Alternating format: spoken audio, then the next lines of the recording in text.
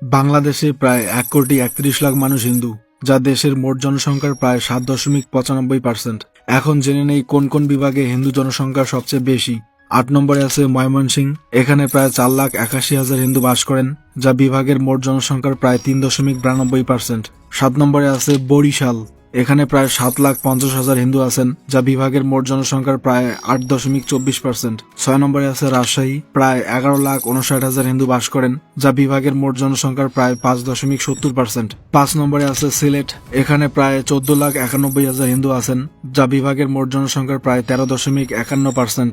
4 নম্বরে আছে খুলনা, মোট প্রায় 20,07,000 হিন্দু বাস করেন, যা বিভাগের মোট জনসংখ্যার প্রায় 11.54%। 3 নম্বরে চট্টগ্রাম, প্রায় 21,96,000 হিন্দু আছেন।